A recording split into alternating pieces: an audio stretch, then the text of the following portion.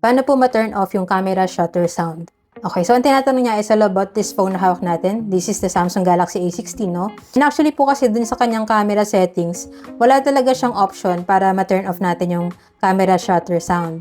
And ganun din sa ibang models ng Samsung na meron ako dito sa bahay. So, meron po akong ginawang workaround dyan para maging silent na yung kanyang pag-take ng photo. Kasi po pagka hindi siya naka-silent, no? Ayan, meron siyang click na maririnig. So, kung gusto niyo po ma-turn off yan, sige, ituro ko po sa inyo.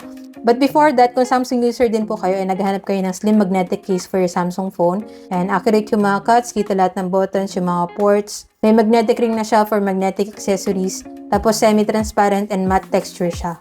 May iba-ibang colors din to na available. And then available din for other Samsung models. Check nyo na lang po dyan sa yellow basket. Diyan ko nabili yung sa akin. So anyway, back to the question po tayo. No? Kung gusto ko po na walang sound yung camera niya every time na mag-take ako ng photo, no? Ang ginagawa ko is temporarily, sinasilent ko muna siya. So, ang gagawin lang po natin is puna tayo sa drop-down menu dito. And then, isilent muna natin yung ating phone.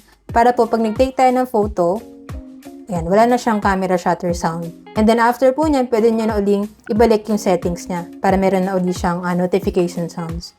So, ganun po yung ginagawa ko. Ngayon, kung meron pa po kayong ibang alam na way kung paano yung mata-turn off, let me know lang po in the comments para din matulungan natin yung ibang nagtatanong kung paano nga ba siya ginagawa.